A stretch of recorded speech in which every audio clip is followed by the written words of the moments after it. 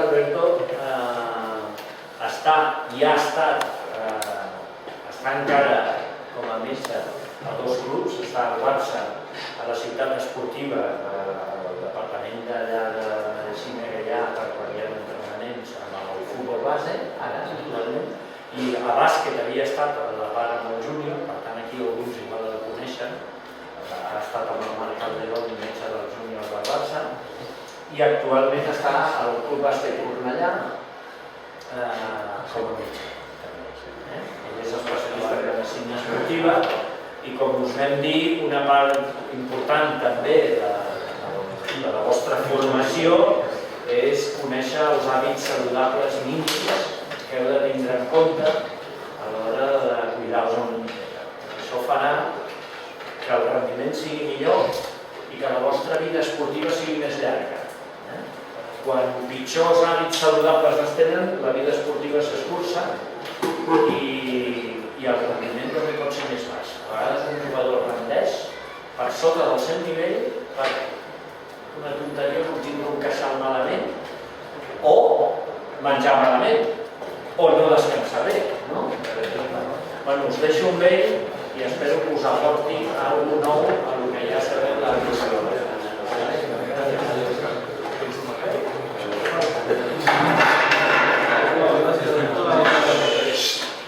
Yo jugaba baloncesto llevo bastante, llevo algunos años ya y igualmente sé que la mayoría de chicos, jugadores de baloncesto, habitualmente tienen una buena calidad de vida y buenos hábitos saludables y además de estudiar y sé cómo soy, ¿no? Pues bueno, voy a hablar primero de forma general un poco de los beneficios que aporta el deporte en la salud, ¿no? Unos que ya conocéis son unas adaptaciones y unas adaptaciones que son directos, ¿no? Tanto físicas, psicológicas, sociales, y otras también que son indirectos que sobre todo en un estilo de vida más saludable. Solamente el hecho de hacer deporte, aunque sea no de forma semi-profesional o de una actividad bastante grande como vosotros, ya contribuye a mejorar la calidad de vida. Además, el hecho de hacer deporte ya ayuda a que haya un mejor control nutricional, que el consumo de alcohol sea negativo y el de tabaco también, ¿no? Esto ya, solamente con esto, ya con el hecho de hacer deporte, ya nos planteamos si debemos fumar o no beber. Dentro de los cambios físicos tenemos un aspecto metabólico, entre otras cosas, mayor capacidad para utilizar las grasas como fuente de energía y nos ayuda a controlar el peso corporal. Una cosa importante, yo hoy más que nada quiero, más que darle, podría decir, de toda la parte médica o fisiológica, que entendáis el porqué de cada paso. Entonces, si hay algún momento que tengáis alguna pregunta, puedo decir, vale, si hay alguna palabra o algo que no entienden. Luego, en el aspecto cardiovascular, en el aspecto del corazón y de los vasos sanguíneos, el corazón funciona mejor como maquinaria, se hace más grande y se hace más eficiente a la hora de bombear sangre. Una de las consecuencias más conocidas es que la frecuencia cardíaca en una persona que hace mucho deporte baja, ¿no? En el aspecto respiratorio, los músculos implicados en la respiración se hacen más resistentes y aumenta la cantidad de aire que es capaz de movilizar durante los esfuerzos. En el aparato musculoesquelético, los huesos se hacen más fuertes y en términos generales hay una mejor movilidad y estabilidad de las articulaciones. Hay tres pilares básicos en el estilo de vida del deportista. Esto es lo que tenéis siempre que observar, ¿vale? Son un buen descanso y una buena recuperación, la práctica deportiva, la nutrición y la hidratación. En base a estos tres pilares es lo que la vida del deportista tiene que manejarse siempre, ¿no? Los hábitos nutricionales, vamos a hablar ahora un poco sobre la calidad de los alimentos, los beneficios que nos contribuyen un tipo y otro tipo de alimentos y cómo debe ser nuestra alimentación si hacemos mucho deporte. Entre los numerosos factores que contribuyen al éxito del deporte está el talento, el entrenamiento, todo esto que los va a llevar aquí los entrenadores y los expertos en el tema de deporte y baloncesto. Y la nutrición es un elemento clave para la preparación del deportista. una buena dieta puede tener un impacto en el entrenamiento. Una dieta adecuada puede ayudar a soportar un entrenamiento muy intenso y constante y además disminuir los riesgos de lesiones. Aporta una buena energía para entrenar y rendir, para dar óptimos resultados, mejorar la recuperación, el control del peso, reducir el riesgo de las lesiones, da una buena confianza para estar bien y afrontar la competición. Y bueno, en sí, todos estos factores contribuyen siempre y cuando mantenemos una dieta adecuada. Pero, ¿qué es una dieta equilibrada? Una dieta equilibrada es aquella que proporciona los más de 40 nutrientes que el organismo necesita para funcionar de manera apropiada. Para conseguirlo se ha determinado que en lo referente a los macronutrientes son los alimentos como carbohidratos, grasas y proteínas, deben hacerse de la siguiente forma: 55-70% deben ser de los hidratos de carbono. Luego hablaremos de cada uno de estos, ¿no? 20% o 25% de lípidos y un dedo de 15% proteínas. Todo esto en términos generales. La mayor parte de la dieta del deportista ha de ser de hidratos de carbono. Las proteínas, un 15% más o menos, entre un 12 y un 15%, y las grasas, 20%. Esta es la dieta adecuada. ¿Qué son los hidratos de carbono? Los carbohidratos, ¿no? Cumplen la función energética básica para el deporte. 1 gramo da 4 kilocalorías, ¿no? Que es el principal músculo, que es la principal combustible para que funcione el músculo. Como una dieta de hidratos de carbono tiene que ser entre 60 y 75%, ¿no? Aquí vemos los ejemplos de hidratos de carbono, ¿no? Que son, por ejemplo, los de absorción rápida, los productos de la leche, las frutas, los monosacáridos. Luego, los que son más de absorción más lenta, son más complejos, son la pasta, el arroz, el maíz, las leguminosas, las garbanzos, las patatas.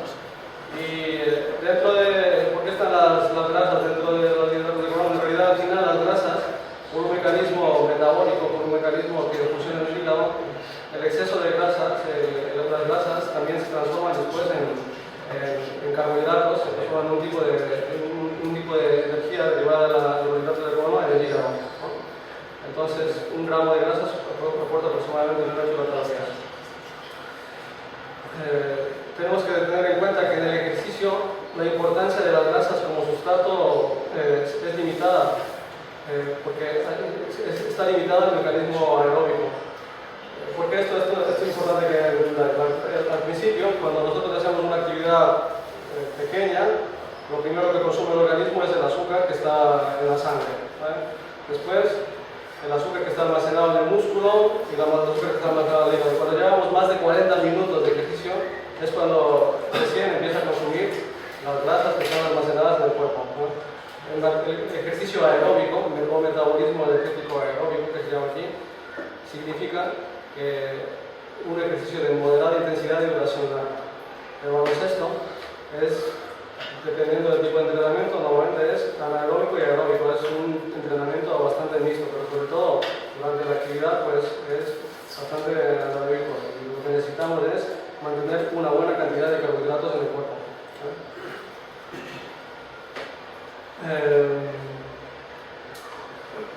Para cada deportista hay una dieta única y no hay una dieta mágica, ¿no? Las necesidades dependerán de la carga de entrenamiento y por lo tanto varían en función del día y de la temporada. Para mayor perfeccionamiento, los deportistas deberían fijarse en los días que se entrena duro, con una elevada intensidad y calidad, y asegurarse de tener las reservas adecuadas de glucógeno. ¿Sabe alguien lo que es el glucógeno? Exactamente, eso es el glucógeno.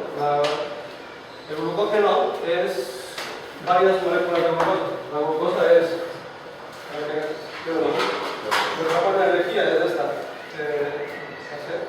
C6H12 esto es lo que es la glucosa. 6 átomos de carbono, hidrógeno y oxígeno. Varios átomos de glucosa, más allá de 18 forman lo que es el glucógeno, ¿no? La glucosa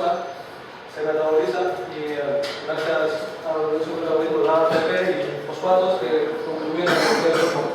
El glucógeno, y esta palabra, grábese en vuestras memorias.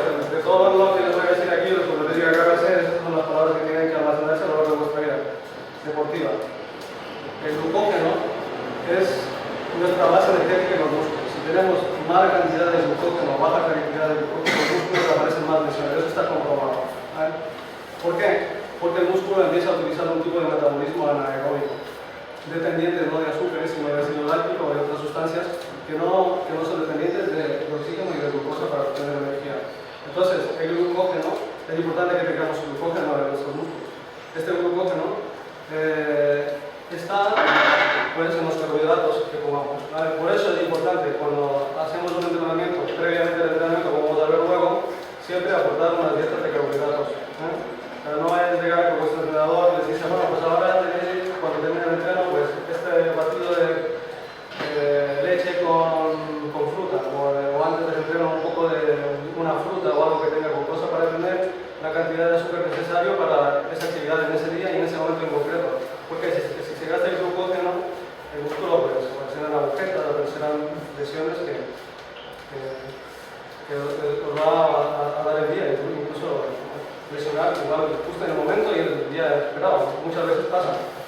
Vais a entrenar a tope, están bien a tope durante todo el entreno y justo el día antes del entreno se lesionan. ¿Por qué? Porque igual no fue culpa del entrenamiento, no fue experiencia de tobillo ni fue nada, sino que fue simplemente una sobrecarga muscular porque el músculo tuvo la suficiente cantidad energética para aguantar esa carga, ¿no?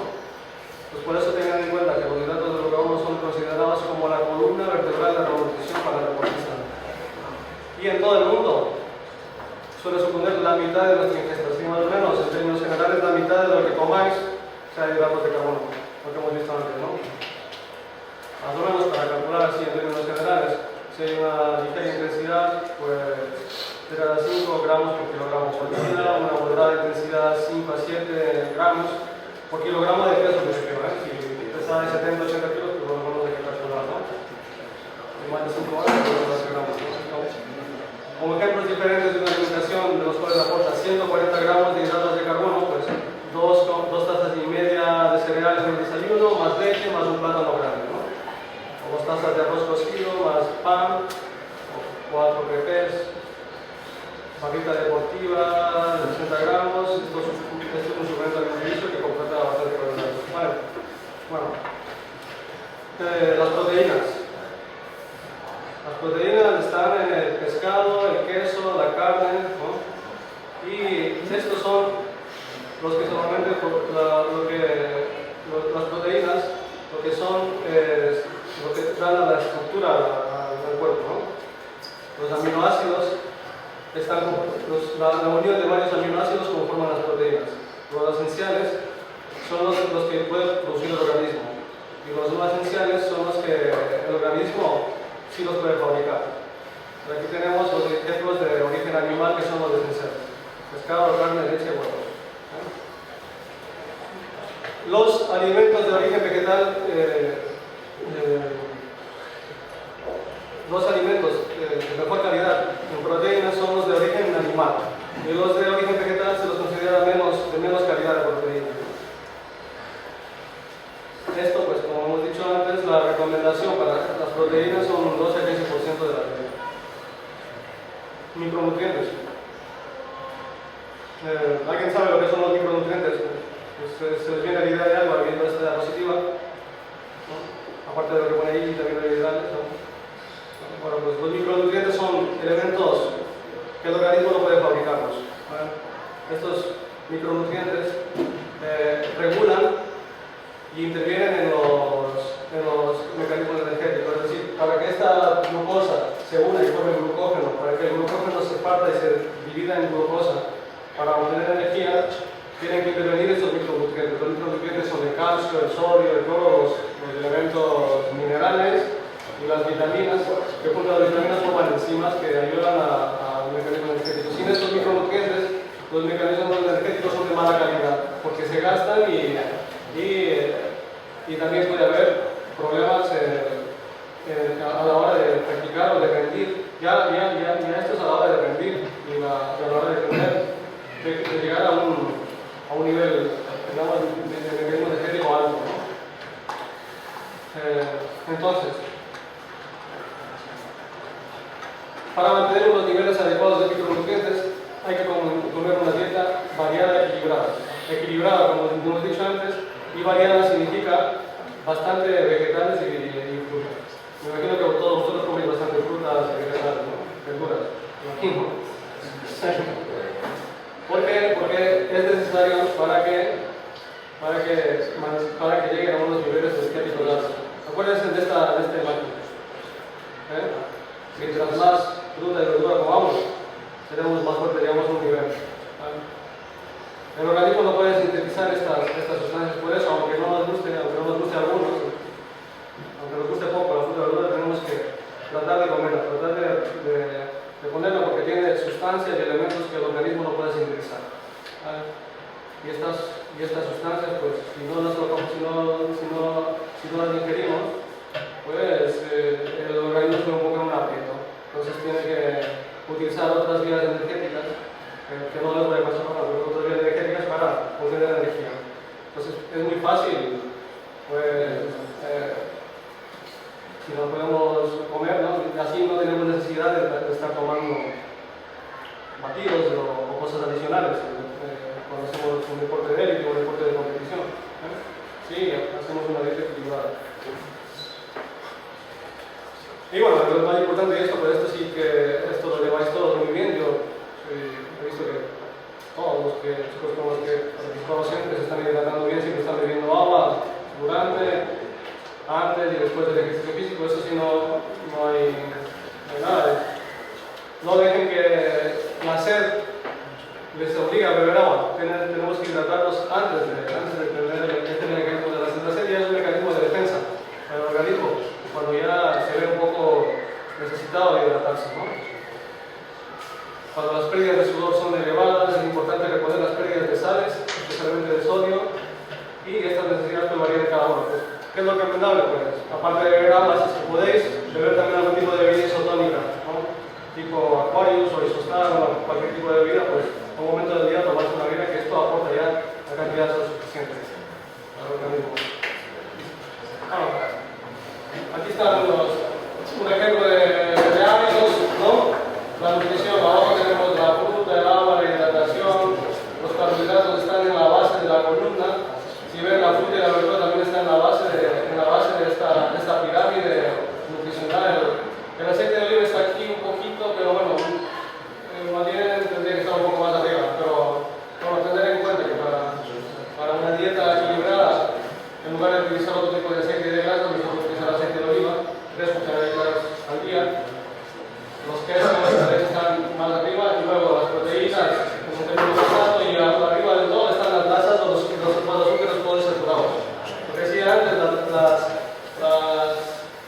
los azúcares refinados, como los que están en los croissants o en las magdalenas, en los tipos de alimentos de horno, en los pasteles, pero estos azúcares al final se transforman en grasa, no son una buena fuente energética, porque lo que hacen es llegar al intestino y en lugar de transformarse, y en lugar de utilizar, el organismo lo que hace es los almacena en forma de grasas. Entonces, después esta grasa se acumula alrededor del hígado y se utiliza como fuente de energía posterior. ¿Vale? Esto pues lo que para todos los días, 5 veces a la semana, practicar un ejercicio, 3 veces a la semana, hacer un tipo de ejercicio aeróbico, ¿no?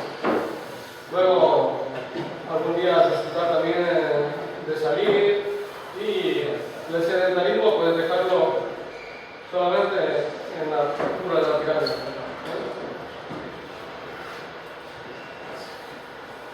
Bueno, ahora vamos a hablar un poquito de la nutrición. ¿Alguna pregunta, alguna duda que tengáis de alimentos? No. Ahora hablaremos un poco de los hábitos higiénicos, que esto en términos generales, primero, antes de la temporada, al menos cada 2 años, de hacer una revisión médica. Después de comer es preferible no hacer ejercicio intenso. ¿Por qué? Porque el organismo necesita más o menos unas 2 horas para metabolizar y para digerir los alimentos. Ya solamente en el estómago, por ejemplo, un trozo de carne, solamente el estómago puede pasar unas 6 horas, ¿no? Unas 4 horas, después del intestino hasta que se termine de digerir más. Entonces, el término medio de la cantidad, siempre tenemos alimentos en el estómago, siempre, pero el término medio son 2 horas. Después de la actividad física, después de comer, hacer actividad física. Hacer un calentamiento, esto ya los entrenadores y vuestros preparadores físicos ya lo llevan. El material cómodo, transpirable, abrigarse bien después del ejercicio, sobre todo en invierno, para que el músculo no haga un enfriamiento brusco y no haga unas contracturas por defensa. Cuando hay frío, pues la piel, sobre todo, lo que hace es una vasoconstricción, los vasos sanguíneos se contraen para mantener el calor. Esta piel, como se está contrayendo los vasos sanguíneos, también oprime el músculo y entonces después de hacer un ejercicio intenso, pues el músculo puede quedarse contracturado.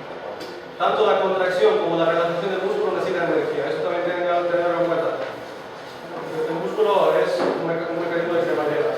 Cuando gastamos toda la energía en contraerse, si se gasta toda esta energía en la contracción, después no tiene la suficiente energía para relajarse y entonces puede haber lo que se llama la contractura o quedarse ahí en mitad del partido o cuando se acaba el partido con los gemelos subidos. Lo típico, lo que pasa es un mecanismo que el cuerpo es porque en ese momento se le acabó la energía en la contracción y lo perdió la relajación. Entonces, ¿qué es lo que tenemos que hacer? Pues mantener estos hábitos de estiramientos, mantener el cuerpo caliente después del ejercicio y tal, ¿no? Pues las zapatillas, que todos nosotros conocen mejor que yo, beber siempre agua para hidratarse. Este es un mecanismo ergogénico. ¿Sabe lo que es un mecanismo ergogénico? Ergogénico significa algo para ayudar a que el rendimiento deportivo sea mejor, ¿no? Está pues muchos conocidos, ¿no? Pero la mayoría de sustancias que salen al mercado, ¿no? que te venden en botes para ayudar a tu rendimiento deportivo, son evaluados con agua. O sea, agua más la sustancia esta que quieres tomar. La mayoría no pasan a la venta y no pasan a los estudios porque el agua es igual que una ayuda ergogénica. Es decir, si mantenemos una buena hidratación, pensar que es una buena ayuda ergogénica. Ergogénica significa mejor rendimiento deportivo, mejor ayuda.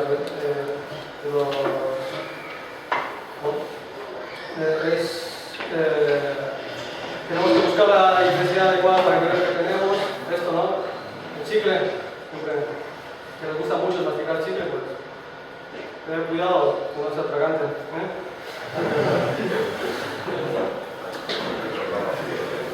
La higiene postural.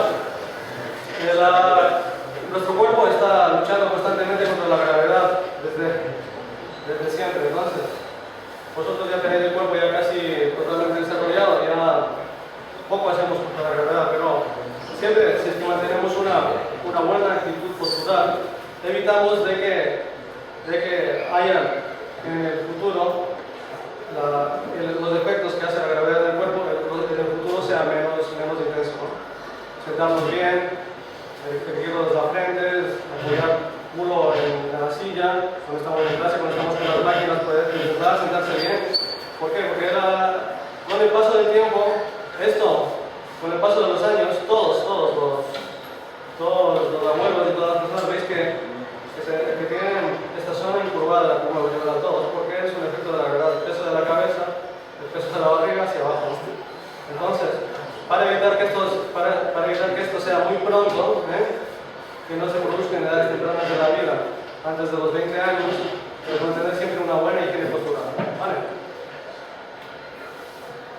Esto pues, si mantenemos estas posturas cómodas, podemos provocar, si mantenemos esas posturas que no son cómodas, podemos provocar malformaciones. Esto pues se llama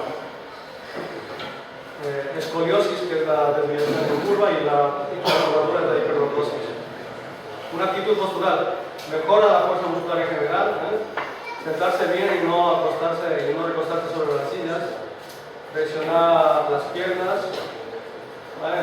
Repartir bien los pesos de la carga, intentar caminar erguido y los hombros atrás. Recordar esto, ¿no? Que bueno, mantener una postura correcta es adecuada para una buena formación ósea y evitarás problemas en el futuro.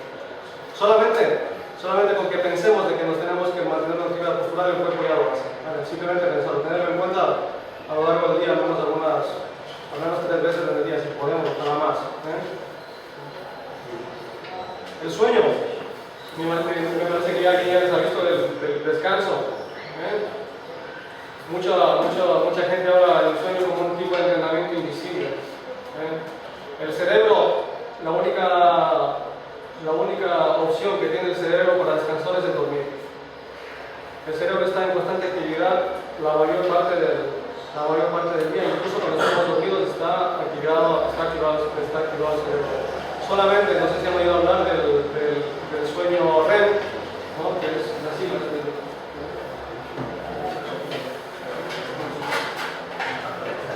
El sueño REM, son las siglas en inglés, que son los movimientos rotatorios de los músculos de los ojos, ¿no? Rotatory eye movements, ¿no? Y pues cuando estamos dormidos, no sé si les habéis fijado que alguien duerme, no sé, que están moviéndose los ojos. Solamente en ese momento es cuando el cerebro está descansando. Está con unas ondas cerebrales muy bajitas, que descansa. Si no llegamos a este sueño, a esta fase de sueño, pues el cerebro al día siguiente está cansado.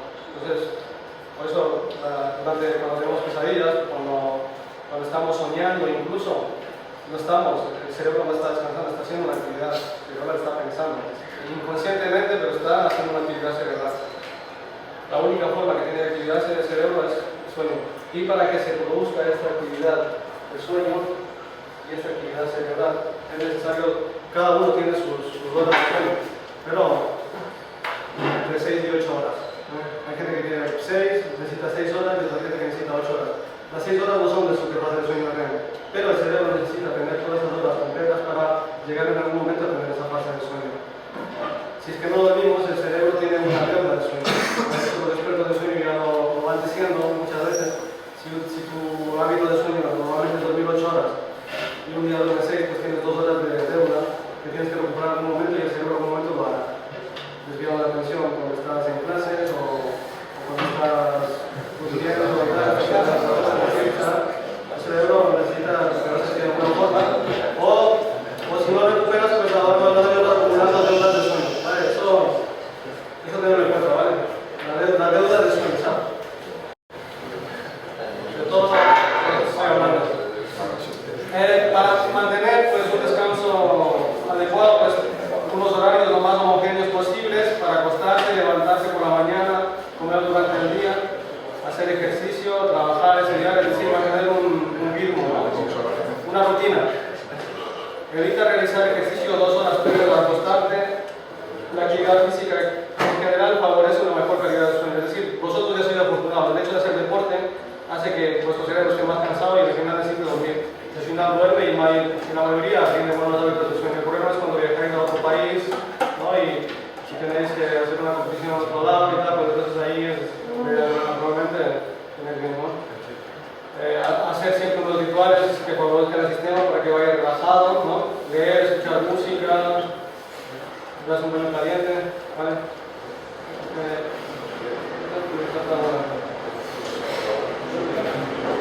Higiene personal.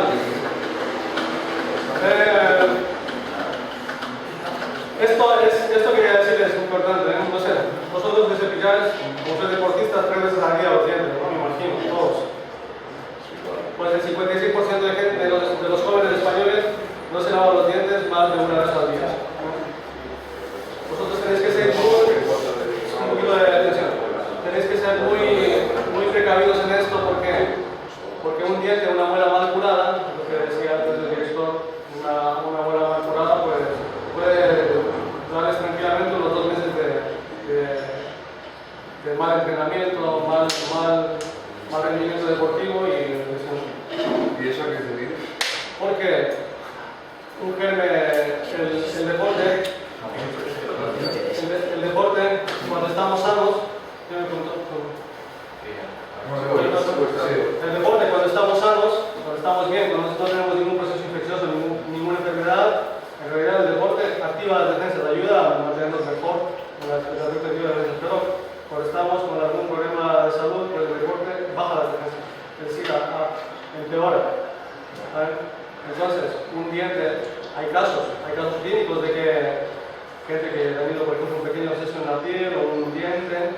el germen se le ha ido a la sangre, de la sangre se ha ido al músculo y se ha formado lo que se llama una miositis o una sepsis. ¿Vale? ¿Por qué? Porque tenía una amigdalitis bastante grande y una muela lastimada, hizo mucho entreno esa semana y después volvió al hospital con un absceso en la boca y el absceso se empeoró y fue a la sangre. Entonces, al tener siempre una higiene para prevenir, o sea, esto de prevención, de higiene corporal, vosotros tenéis que ser muy observadores. Las manos y los pies, ¿no? Lavarse las manos siempre, ¿no? Antes de comer, mantener los pies secos, secarlos bien, usar zapatillas dentáreas, y si es que hay la mínima sospecha de que hay hongos o algo en los pies, utilizar tacos con un antimicótico o ir al médico para que te lo recete y te lo vayas poniendo. Bueno, él me pidió que hable un poco sobre el tema de los videojuegos, ¿vale? Efectos, los videojuegos como unos efectos positivos. Tiene un potencial educativo, estimula la capacidad lógica, el desarrollo de estrategias encaminadas a la resolución de problemas, tolerancia ante el fracaso. Bueno, esto, tener en cuenta que esto es potencial, O sea, no es que esto produzca, esto es potencial efecto educativo. Es decir, todavía se tiene que investigar en este tema y se ve que los chicos, la gente, sobre todo las nuevas generaciones, utilizan más tipo de videojuegos, están más familiarizados con el uso de los ordenadores, pues aprenden más rápido cierto tipo de actividades y en los trabajos se desenvuelven mejor que pues, las generaciones más antiguas en el tema de trabajos con ordenador, ¿no? Desarrolla coordinación visual y manual, la capacidad de concentrarse en una tarea y mantener la atención sobre ella, ¿no? Favorecen contacto social. Esto es teórico y es potencial. Entretiene y introduce. Bueno, todo esto es positivo, pero bueno, de todas maneras, lo que lamentablemente se ve son más los efectos negativos, ¿no? Así que esto lo hiciéramos de una forma equilibrada y cierto tiempo, donde vimos una pirámide antes, al final del día, como una actividad de ocio, pues sí, va bien, pero tenemos la mayor parte de veces son efectos negativos. Producen aislamiento y adicción. Esto está demostrado cada vez más que, sobre todo en países que se pasan adictos a internet, se pasan 18 horas de las 24 horas de los días conectados a internet. Es bastante, 18 horas, solamente se conectan para dormir. Fomentan conductas violentas y sexistas. Promueven una visión simplificada del mundo, dividiéndolo en buenos y malos. Una manera muy simplista de afrontar y de solucionar las cosas. Limita la imaginación y afecta de manera negativa el rendimiento académico. Eso también, más sobre todo en el ámbito psicológico, bastante frecuente, ¿no? Y lo que yo sí he sido testigo es, sobre todo, una vez en el hospital de Vallebrón, cuando estaba haciendo la carrera, pude atender a una chica que le dio un ataque epiléptico relacionado y ocasionado por jugar con videojuegos. Hay pocos casos, pero puede pasar. Desarrolla pues, dolores de cabeza, alteraciones visuales, pues, que aparecieran cualquiera de estos síntomas, pues una de las causas puede ser, ya saben, el excesivo uso de videojuegos. Pasar muchas horas en el aparato. En el aparato del lado. Vamos a hablar un poquito de dopaje y ya para terminar, ¿de acuerdo?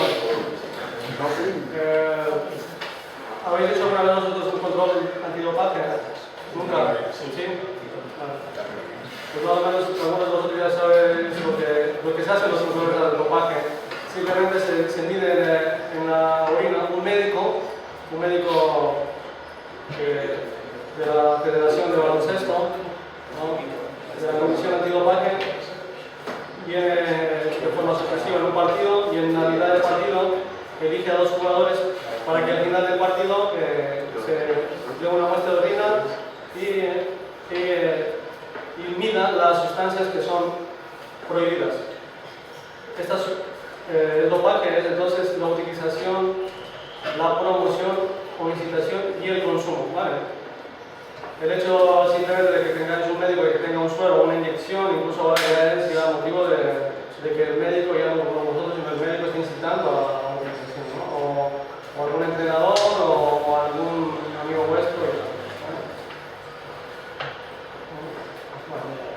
La utilización, promoción o incitación al consumo de sustancias o métodos cuyo uso está prohibido en el deporte federado.